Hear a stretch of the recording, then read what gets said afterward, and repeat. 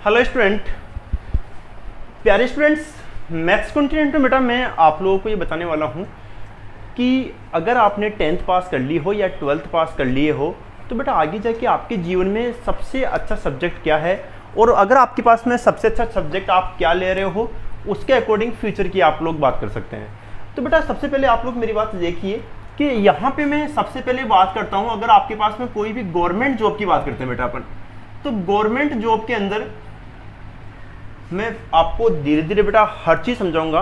पहले मैं समझाऊंगा कि अगर आप लोगों का मकसद है लाइफ में कि गवर्नमेंट जॉब करने के लिए या फिर बिजनेस करने के लिए कौन सा सब्जेक्ट ज़रूरी है, कौन सा सब्जेक्ट के बारे में अब मैं चर्चा करने वाला हूं, वो आप पूरी बात देखेंगे। लेकिन उससे पहले बेटा अगर आप मेरे चैनल पर नए हो तो प्लीज़ मेरे चैनल को सब्सक्राइब कर लीजिए बेटा, आप लोग बेल आइकन को प्रेस कर लीजिए ताकि सबसे पहले आपको नोटिफिकेशन मिल सके। अपन बहुत बातों की चर्चा करने वाले हैं बेटा, तो प्लीज़ वीडियो को पूरा देखिए और सब्सक्राइब कर लीजिए। तो गवर्नमेंट जॉब के अंदर अगर मैं इंडिया की बात करता हूं तो इंडिया में गवर्नमेंट जॉब में सबसे बड़ी पोस्ट होती है बेटा IAS या फिर IPS, IFS। IAS का मतलब होता है इंडियन एडमिनिस्ट्रेशन सर्विस, भारतीय प्रशासनिक सेवा, Indian police service, Indian forest service. अगर इन तीनों की सिलेबस की बात करें तो सिलेबस थोड़ा सा सबसे ज़्यादा टफ इसके अंदर आता है, इनमें थोड़ा सा फिजिकल होता है, इसमें फिजिकल और भी टफ होता है। तो उन चीज़ों की बात करते हैं अपन। तो सबसे पहले IAS से छोटी अगर पोस्ट की बात करते हैं बेटा तो वो होता है आपके पास में RAS, RPS और RFS। इनसे भी बाद में बात करते हैं अपन बेटा। ये सब जो एग्ज़ाम होती है ये एग्ज़ाम लेती है UPSC, है ना, संघ लोक सेवा आयोग। तो UPSC है वो इन सबके एग्जाम करवाती है। इनके बारे में अपन ज़्यादा डिस्कस नहीं करेंगे कि एग्जाम कौन करवाता है, क्या करवाता है। सबसे पहले आपके पास में मोटिव ये है कि इन एग्जाम्स में आता क्या है, इन एग्जाम्स में आता क्या है। तो पहले समझना आप लोग, या फिर बेटा आप लोग एक बहुत बढ़िया एग्जाम होती है जिसको अपन बोलते हैं SSC। ये आप सुनोगे 10th पास करने के बाद में, 12th पास करने के बाद में। SSC की बहुत अच्छी एग्जाम होती है, बहुत अच्छी सर्विस होती है जिसको बोलते हैं अपन स्टाफ सिलेक्शन कमीशन, यानी कि चयन सेवा आयोग। अब इसके बारे में थोड़ा मैं चर्चा करता हूँ सबके बारे में। देखो बेटा, चाहे आपके पास में IAS हो, RAS हो या फिर SSC हो, मोस्टली जो इनके एग्ज़ाम का सिलेबस है प्री, यानी कि सबसे पहला जो एग्ज़ाम आपको फाइट करने पड़ेगा उसका आपके पास में मोस्टली सिलेबस सेम होता है। देखिए, इन एग्ज़ाम्स को देने के लिए आपके पास में सबसे पहले जो पेपर होता है उसमें 200 क्वेश्चन आते हैं।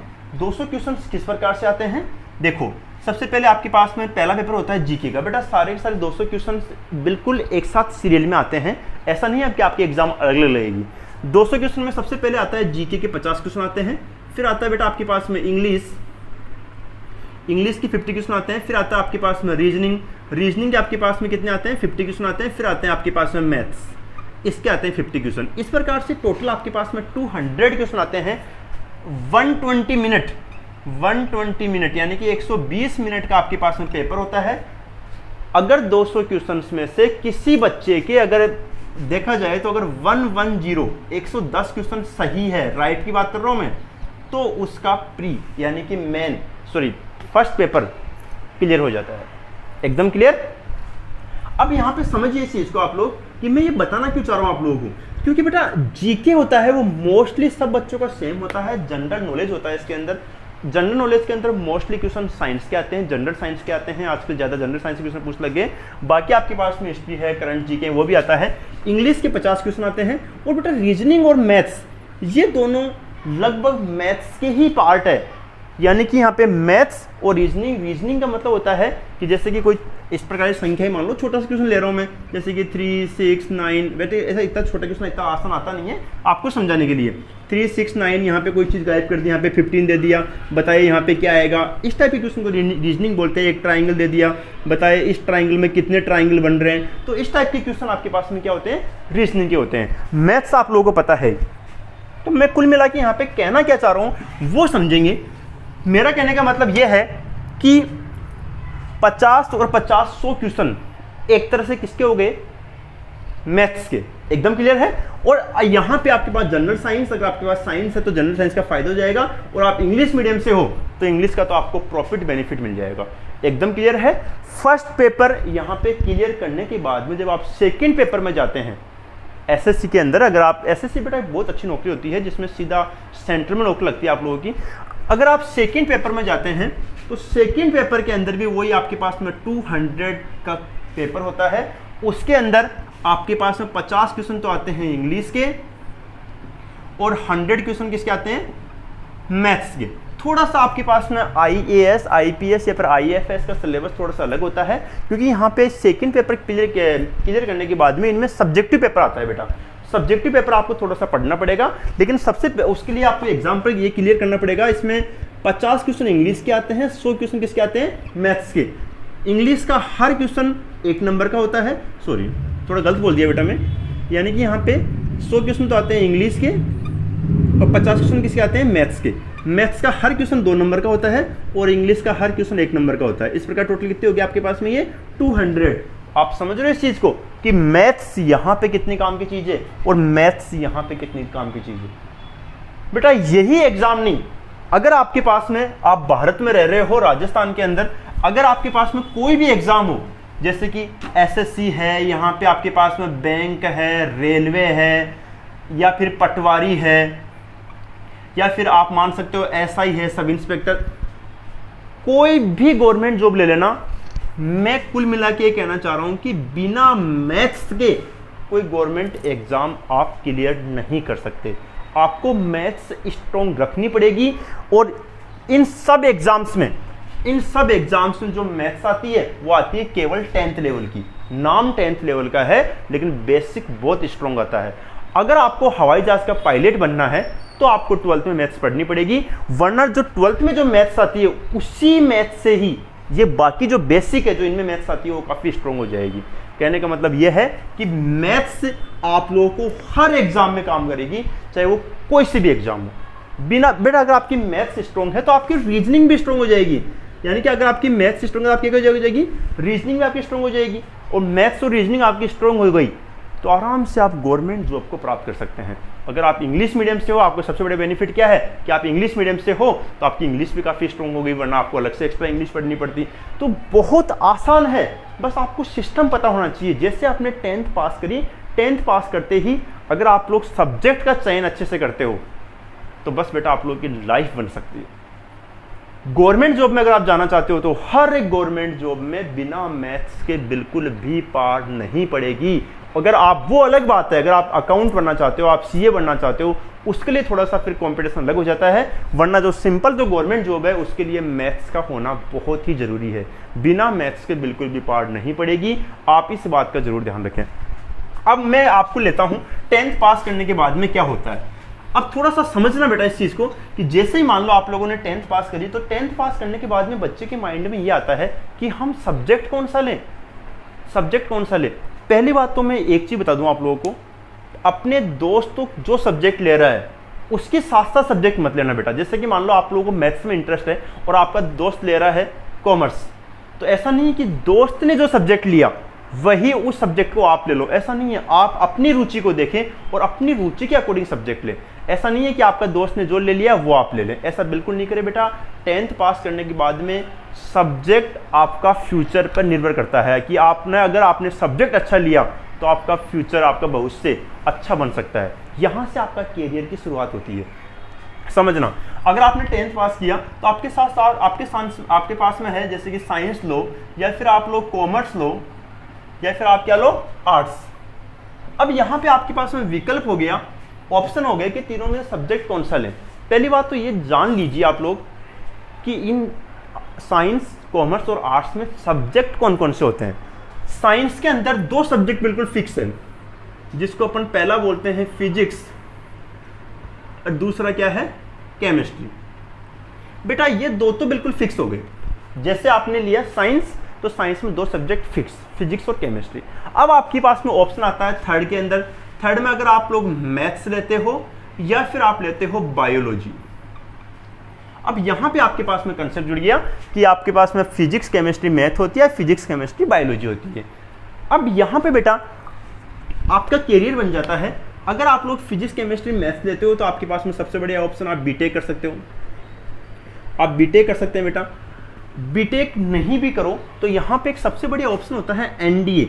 आप एनडीए नेशनल डिफेंस एकेडमी की तैयारी कर सकते हैं, आप एयरफोर्स में जा सकते हैं, हवाई जहाज का पायलट बन सकते हैं, आपके पास में बड़ी अपॉर्चुनिटी, आप बीएससी कर सकते हैं, आप लोग एमएससी कर सकते हैं, पीएचडी कर सकते हैं, बीएड कर सकते हैं, लेकिन बीएड तो इनमें भी कर सकते हैं। लेकिन साइंस वालों के लिए फ्यूचर की बात यह है कि अगर आपके पास में ऑप्शन में मैथ्स होता है तो आपका हर गवर्नमेंट जॉब में ये मैथ्स यहाँ पे सहायता करेगी, क्योंकि दुनिया की हर गवर्नमेंट जॉब के अंदर मैथ्स तो आएगी। और अगर आपके पास में 11th और 12th में मैथ्स है तो मैथ्स और साथ साथ में आपकी साइंस बहुत स्ट्रांग हो जाती है, बहुत ज़्यादा फ्यूचर के ज़्यादा चांसेस होता है, आप लोग लाइफ में बहुत भयंकर ग्रोथ कर सकते हैं बेटा।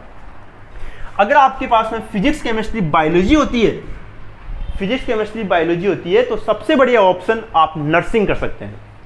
मेरे को सबसे बढ़िया ऑप्शन नर्सिंग लगता है। हालांकि देखो अभी कोरोना काल चल रहा था, कोरोना काल में आपको पता है आप इस टाइम पे सभी दुकानें जरूर बंद हो गई होगी, लेकिन आपकी मेडिकल की दुकान बंद नहीं होगी। यहाँ से आप बी फार्मा कर सकते हैं, डी फार्मा कर सकते हैं बायोलॉजी लेने के बाद, जिससे आपको लाइसेंस मिल जाएगा और आप मेडिकल की दुकान खोल सकते हैं। एकदम क्लियर है? नर्सिंग कर सकते हैं बेटा, एमबीबीएस कर सकते हैं, डॉक्टर बन सकते हैं। तो साइंस बायोलॉजी के अंदर भी ऑप्शन है, लेकिन ज़्यादा ऑप्शन किस में है? मैथ्स में है। एकदम क्लियर है? लेकिन बायोलॉजी में ज़्यादा बढ़िया है। अगर आपका विचार बायोलॉजी लेने का है तो आप नर्सिंग करें या फिर एमबीबीएस करें, बहुत अच्छा फीचर है। कॉमर्स की बात करते हैं तो कॉमर्स में अगर आपको पता हो तो अकाउंट्स बिल्कुल फिक्स सब्जेक्ट है बेटा। कॉमर्स में अकाउंट्स है वो तो आपके पास में आएगा पहला। अकाउंट्स के बाद में एक होता है बीओ या फिर कई लोग इसको बीएसटी बोल देते हैं, ठीक है, बिजनेस ऑर्गेनाइजेशन, या फिर इसको बोलते हैं बिजनेस एडमिनिस्ट्रेशन। अकाउंट्स और बीओ तो आपके पास में फिक्स हो गया। अब यहाँ पे जो थर्ड ऑप्शन है, दो तो बेटा एकदम फिक्स है। थर्ड के अंदर आपके पास में बहुत सारे ऑप्शन आ जाते हैं। थर्ड के अंदर पहला ऑप्शन तो आपके पास में जैसे कि आप मैथ्स ले सकते हैं, आप इकोनॉमिक्स ले सकते हैं, जिसको कई बच्चे बैंकिंग बोल देते हैं, आप इकोनॉमिक्स ले सकते हैं, बैंकिंग इसी का नाम है बैंकिंग। आप यहाँ पे टाइपिंग ले सकते हैं, आप आईपी यानी जिसको अपन बोलते हैं कंप्यूटर, आप कंप्यूटर ले सकते हैं। कॉमर्स में आपके पास में 4 ऑप्शन होते हैं, साइंस में 2 ही ऑप्शन होते हैं। 2 तो बेटा आपके पास में कंपलसरी है, यहाँ पे 2 होते हैं। अकाउंट्स के अंदर 2 तो फिक्स होते हैं, बाकी आपके पास में 4 सब्जेक्ट हैं। चारों में से अब डिपेंड करता है आप कौन सा लेते हैं। मेरे अकॉर्डिंग बेटा देखो, मैं किसी बच्चे के बारे में ऐसा नहीं बोल रहा कि जिसकी मैथ्स से वीक हो मैथ ले, लेकिन मैं अपनी भावनाएं बता रहा हूँ कि मेरे अकॉर्डिंग आप ले तो कॉमर्स मैथ ले। क्या लो? Commerce math. कॉमर्स मैथ्स में फ़ायदा क्या होता है? पहली बात तो यहाँ से आपकी मैथ्स मजबूत हो जाएगी। अगर आपकी मैथ्स अच्छी है तो आपके अकाउंट्स में कैलकुलेशन अच्छी हो जाएगी, आपका माइंड शार्प हो जाएगा। क्योंकि मैथ्स में क्या होता है, अगर आपके पास में मैथ्स होती है ना बेटा तो माइंड काम करता है, और ऐसा सब्जेक्ट जिसमें दिमाग काम करे तो माइंड क्या करता है? इससे घूमता है, ग्रोथ करता है। एकदम क्लियर है? वैसे अकाउंट्स भी अपने आप में एक महान सब्जेक्ट है। अगर आपके पास में कॉमर्स मैथ्स होती है तो ज़्यादा अपॉर्चुनिटी आपके पास में सीए की बन जाती है, चार्टर्ड अकाउंट। आप सीए से पहले एक एग्जाम देना पड़ता है बेटा, सीपीटी का। वो सीपीटी का एग्जाम के अंदर भी मैथ्स आती है, हालांकि उसमें इकोनॉमिक्स भी आती है, लेकिन वो रेशियो में होती है कि भाई इतना % आपके पास में मैथ्स आएगी, इतना % इकोनॉमिक्स आएगी, वो दोनों कवर करनी पड़ेगी आप लोगों को। तो सीए के लिए कॉमर्स मैथ्स ज़्यादा अपॉर्चुनिटी बन जाती है। आप CS कर सकते हैं, इसमें एक डिप्लोमा आता है ICWA के नाम का, वो भी बहुत अच्छा है। उसमें भी मैथ्स होनी चाहिए आपके पास में, कॉमर्स मैथ्स। यहाँ पे आपके पास में कॉमर्स इकोनॉमिक्स है तो भी सीए कर सकते हैं, लेकिन फिर आपको मैथ्स अलग से पढ़नी पड़ेगी अगर आपका सीए का मकसद है तो, क्योंकि सीए से पहले सीपीटी एग्जाम मैथ्स जरूर आती है। इसके बाद में आपके पास में कॉमर्स टाइपिंग है, कॉमर्स कंप्यूटर है। कॉमर्स टाइपिंग कंप्यूटर मेरे हिसाब से आप लोग देख सकते हैं, लेकिन कॉमर्स मैथ्स सबसे बेस्ट सब्जेक्ट है। अगर आपकी मैथ्स अच्छी है, आपकी साइंस वीक है, आपको साइंस से डर लगता है, तो आप कॉमर्स मैथ ले सकते हैं बेटा। यहाँ से आपका फ्यूचर निर्भर करता है कि लाइफ में आप क्या बनना चाहते हो, क्योंकि मैथ्स के बिना बिल्कुल भी पार नहीं पड़ेगी। अब आता है आपके पास में आर्ट्स। अगर किसी बच्चे की आर्ट्स लेने की इच्छा है तो मैं तो मानता हूँ कि उसको लेनी चाहिए पॉलिटिकल में अच्छा है। पॉलिटिकल आप लोग ले सकते हो। पॉलिटिकल ले सकने के बाद में आपके पास में है हिस्ट्री, ज्योग्राफी, सोशलॉजी और भी है इसमें। बट देखो आजकल कई बच्चों में देखा होगा आर्ट्स मैथ भी लेते हैं। आर्ट्स के अंदर टोटल मिला के होते हैं 36 सब्जेक्ट। कितने होते हैं? 36। अगर किसी बच्चे की पेंटिंग की इच्छा है कि उसको काफ़ी अच्छी पेंटिंग चित्रकार अगर वो बन सकता है तो वो आर्ट्स जरूर लें। क्योंकि आर्ट्स में पेंटिंग का काफ़ी महत्व है। अगर आपकी वाकई में पेंटिंग अच्छी है तो आप आर्ट्स ले सकते हैं, आप हारमोनियम ले सकते हैं, संगीत ले सकते हैं, बहुत अच्छे अच्छे हैं आर्ट्स के अंदर अपॉर्चुनिटी, बहुत ज़्यादा 36 सब्जेक्ट होते हैं। 36 सब्जेक्ट में जो आपकी इच्छा वो ले सकते हो। आपने पॉलिटिकल साइंस ले ली, आपने हिस्ट्री ले ली, आप मैथ ले सकते हो, आपने ज्योग्राफी ले लिया, आपने सोशल ले लिया, आप मैथ ले सकते हो। तो ऐसा नहीं है कि आर्ट्स में मैथ नहीं आती है, 100% आती है, आर्ट्स मैथ्स भी होता है। तो कई बच्चा ये नहीं समझे कि साहब मेरे को तो अकाउंट से डर लगता है, मेरे को फिजिक्स से डर लगता है, लेकिन मेरी मैथ्स में रुचि है। कोई बात नहीं, आप आर्ट्स मैथ ले लो। तो ऐसा बिल्कुल जरूरी नहीं है कि आर्ट्स मैथ्स नहीं होती है, आर्ट्स मैथ्स भी होती है। हाँ, अब एक चीज़ मैं आपको बताता हूँ, अगर आप वीडियो को अच्छे से वॉच कर रहे हो तो ये वाली काम की चीज़ है, वो मैं बताना चाहता हूँ। बेटा देखो, यहां पे आपके पास में साइंस मैथ्स, कॉमर्स मैथ्स और ये हो गया आर्ट्स मैथ्स। एक सबसे खास बात, इन तीनों सब्जेक्ट में मैथ्स बिल्कुल सेम होती है। हालांकि आज के 5 या 6 साल पहले कॉमर्स मैथ्स और साइंस मैथ्स अलग अलग हुआ करती थी, लेकिन अब क्या कर दी, arts maths, commerce maths, science maths. जो मैथ्स की बुक ये साइंस वाला बच्चा पढ़ रहा है वही पढ़ेगा कॉमर्स वाला, वही पढ़ेगा आर्ट्स वाला, यानी कि मैथ्स तीनों में सेम रहने वाली है। एक चीज और, कई बच्चों की भावनाएं होती है कि साहब हमारे तो 10th में मैथ्स अच्छी है ही नहीं, हम 11th 12th में मैथ्स कैसे लें। बिल्कुल आपकी बात सही है, लेकिन 11th और 12th की मैथ्स बिल्कुल भी टफ नहीं है, वो ही है जो 10th क्लास में थोड़ा सा लेवल अच्छा है, आपको पढ़ना पड़ेगा बस। और ध्यान रखना, हमेशा सब्जेक्ट के अकॉर्डिंग पढ़ाई होती है। सब्जेक्ट के अकॉर्डिंग कैसे पढ़ाई होती है, जैसे कि मान लो आपकी 3 दिन बाद में बोर्ड की एग्जाम है, तो मैं गारंटी बोल रहा हूँ आपने पूरी साल भर इतनी मेहनत नहीं करी होगी जितनी आप 3 दिन में कर दोगे, क्योंकि सिचुएशन के अकॉर्डिंग पढ़ाई होती है। आपको पता है 3 दिन बाद या 1 दिन बाद या दूसरे दिन मेरे एग्जाम है, तो आप पूरी रात पढ़ सकते हैं। उससे पहले पूरी साल भर तो नहीं पढ़ते आप। डिपेंड करता है आपके सब्जेक्ट के ऊपर। अगर आपने साइंस ले ली तो आपका जो मानसिक है वो उसी प्रकार से मेहनत करेगा। बेटा हमेशा सब्जेक्ट के अनुसार पढ़ाई होती है, आप जो सब्जेक्ट लोगे आप उसी के अनुसार मेहनत करोगे, उसी के अनुसार पढ़ाई करोगे। एकदम क्लियर है। अगर आप बिजनेस करना चाहते हो तो बिजनेस के लिए कॉमर्स ज़्यादा बेस्ट है, लेकिन मैं तो ये मानता हूँ कि कॉमर्स भी अगर आप लेते हो तो कॉमर्स में कॉमर्स मैथ लेना बेटा, ताकि बिजनेस में आप लोग आगे तरीके से ग्रोथ कर सके। क्योंकि मैथ्स में मानता हूँ कि मैथ्स थोड़ा ऐसा सब्जेक्ट है जिसमें माइंड चाहिए, बार बार आपका दिमाग यूज आएगा तो आपका माइंड ग्रोथ करेगा। एकदम क्लियर है।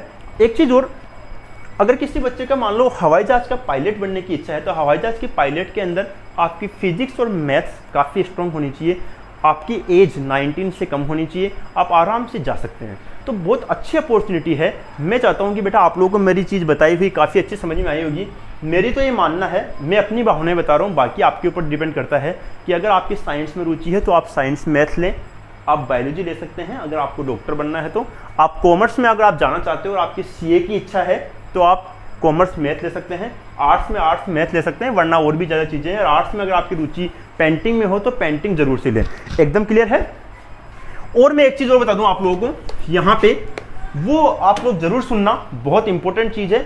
अगर आप साइंस से बीएससी करते हो, कॉमर्स से आप करते हो बीकॉम और आर्ट्स से करते हैं अपन बीए, यानी कि bachelor of science, bachelor of commerce, bachelor of arts, इन तीनों के बाद में अगर आप बीएड करते हो, अगर किसी बच्चे की टीचर बनने की इच्छा है, बीएड से पहले, टीचर से पहले बीएड करनी पड़ती है, बैचलर ऑफ एजुकेशन। अगर आपको बीएड करने की इच्छा है तो साइंस और आर्ट्स वाला बीएड करने के बाद में 2nd ग्रेड और 3rd ग्रेड, यानी कि 1 से 5वीं तक और 5वीं से 8वीं तक, समझ गया ना, यानी सॉरी ये होगी 5वीं से 8वीं और 8वीं से 10वीं, यानी कि 2nd और 3rd ग्रेड के ऑप्शन इन दो में ही है।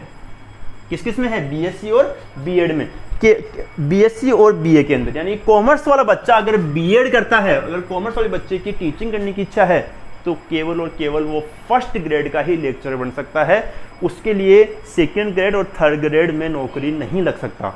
एकदम क्लियर है। तो मेरे हिसाब से मेरी बात आपको समझ में आई होगी। अब आप पे डिपेंड करता है कि आप सब्जेक्ट क्या लेना चाहते हो। अगर आपको गवर्नमेंट जॉब में जाना चाहते हो तो 100% मैथ्स जरूर काम आएगी। अब नहीं लोगे 10th क्लास में 11th में मैथ्स, तो 5 साल बाद जब आप ग्रेजुएशन कर लोगे उसके बाद में फिर आपको अलग से मैथ्स की कोचिंग करनी पड़ेगी, फिर तैयारी करनी पड़ेगी। ज़्यादा बढ़िया है अभी से मैथ्स स्ट्रॉन्ग कर ले, अभी से माइंड को स्ट्रॉन्ग कर ले और पढ़ना स्टार्ट कर दे। एकदम क्लियर स्टूडेंट्स। अगर आपको मेरी बातें समझ में आई हो तो प्लीज़ ज़रूर कमेंट करना, 100% है। फिर भी कोई डाउट हो किसी बच्चे को कि हम क्या करें आगे जाके, तो मुझे कमेंट्स बॉक्स में ज़रूर बताना कि साहब हम 12th के बाद क्या करें, हम 10th के बाद क्या करें, मेरे ये डाउट है वो डाउट है, मुझे ज़रूर से बेटा कमेंट लिखना, मैं आपके अलग से वीडियो बनाऊंगा आपकी कमेंट के according. Okay students, thank you.